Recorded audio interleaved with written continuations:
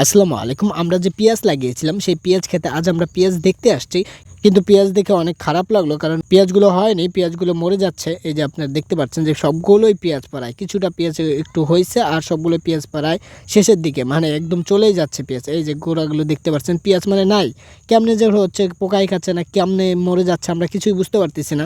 এই পেঁয়াজগুলো সম্পূর্ণ পেঁয়াজগুলো এরকম হয়েছে, যেখানে যতগুলো পেঁয়াজ লাগাইছিলাম সব পেঁয়াজই প্রায় এইরকম নষ্টর দিকে হয়ে যাচ্ছে, নষ্ট হচ্ছে। আমরা কিন্তু অনেক পরিশ্রম করছিলাম, এখানে আমরা হাতে কোদালে এখানে মাটি খুঁড়ে খুঁড়ে অনেক পরিশ্রম করে কিন্তু এই পেঁয়াজগুলো লাগাইছিলাম, সাথে এখানে মরিচ ও অন্যান্য শাকসবজিও লাগাইছি। তো যাই হোক, এখন পেঁয়াজগুলো হয়নি, এই জন্য এটা দেখে অনেক কষ্ট লাগলো যে সমস্ত পেঁয়াজ প্রায় এরকম শেষের দিকে। তো এটার জন্য আমাদের এখন কি ওষুধ দিতে হবে সেটাও বুঝতে পারতেছি না। আমরা দুই একটা পেঁয়াজ গাছ এখান থেকে তুলে নিয়ে যাব, তারপর দোকানে গিয়ে দেখব এটার জন্য কি ওষুধ ব্যবহার করতে হবে এবং এই পেঁয়াজগুলো হইতে কি ওষুধ লাগবে। তো এই পেঁয়াজগুলো প্রায় আমার মনে হচ্ছে এই পেঁয়াজগুলো আর হবেই না। তারপর আমরা একবার চেষ্টা করবো এই পেঁয়াজগুলো চিকিৎসা দেবো, ভালো চিকিৎসা দিলে যদি পেঁয়াজগুলো হয় তাহলে আলহামদুলিল্লাহ। যাই হোক, আমরা যে পেঁয়াজের এখানে পাশাপাশি যে আমরা ফাঁকা একটা জায়গা ছিল, এখানে কিন্তু আমরা মরিচ লাগাইছিলাম, মানে মরিচ বুনছিলাম।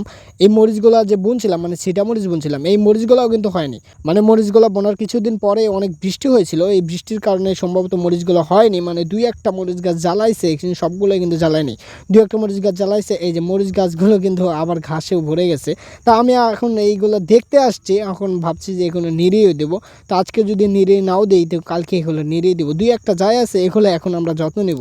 মরিচ গাছগুলো তেমন হয়নি, মানে একেবারেই মরিচ গাছ নাই এখানে, দুই একটা, এই যে অনেক দূরে দূরে এক একটা।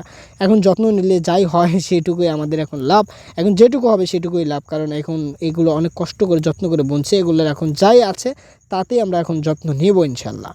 তো এটা হচ্ছে আমাদের সবজি ক্ষেত, মানে এখানে যত প্রকার সবজি আমরা লাগাইছি, লাল শাক, মূলা শাক ও বেগুন ও অন্যান্য অনেক সিম গাছ, মানে ভালোই। এই ক্ষেত্রে শুধু আমরা সবজি চাষ করছিলাম, কিন্তু পড়াইগুলাই প্রায় শেষের দিকে আমাদের বেগুনগুলোও প্রায় অনেক বেগুন গাছ মারা গেছে।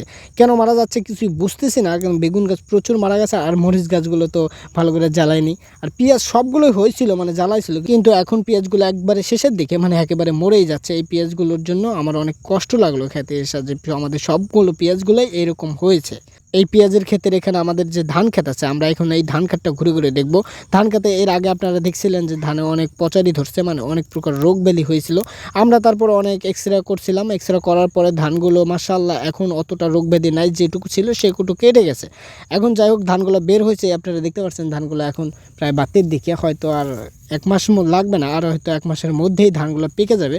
এই ধানগুলো অনেক সুন্দর হয়েছে, মানে যেটুকু রোগ ব্যাধি হয়েছিল সেগুলো কিন্তু এখন নাই। তো রোগগুলো এখন নাই, সেজন্য ধানগুলো এখন হয়েছে। আর যদি ওই রোগটা যদি থাকতো তাহলে কিন্তু এই ধানগুলো ওই এরকম হতো না। তো যেখানে মানে ওই পচারি রোগটা ধরছিল, আমরা ওষুধ দিয়েছিলাম, ওষুধের মাধ্যমে আলহামদুলিল্লাহ আমাদের ধানের আর ওই রোগটা নাই। তো ধান কাঠটা দেখে ভালোই লাগলো, কারণ এখানে আমাদের ধানের যে ফলনটা আসবে তো মোটামুটি সেটা ভালোই আসবে, কারণ ধানগুলো অনেক সুন্দর হয়েছে। আপনারা দেখতে পাচ্ছেন যে মাশাআল্লাহ ধানগুলো অনেক সুন্দর হয়েছে। তো আজকে সমস্ত ক্ষেতগুলো দেখলাম, মানে ঘুরে ঘুরে ভেতরে ঢুকে ঢুকে ধানগুলো দেখলাম যে ধানগুলো কেমন হয়েছে। যাই হোক, আলহামদুলিল্লাহ ধানগুলো অনেক ভালোই হয়েছে। এখন আমরা এই পেঁয়াজের জন্য কি করতে হবে, সের জন্য আমরা এখন বাজারে যাব, বাজারে গিয়ে আসলে এই পরামর্শটা নেব যে এই পেঁয়াজগুলা কেমনে কি করা যায়, এই পেঁয়াজগুলোর চিকিৎসা কী। আপনারা যদি ভালো করে জানেন যে এটা কি হয়েছে আর এর চিকিৎসা কী, তাহলে অবশ্যই আমাকে কমেন্ট করে জানাতে পারেন। তো সবাই ভালো থাকবেন আর আমার জন্য দোয়া করবেন। আসসালামু আলাইকুম।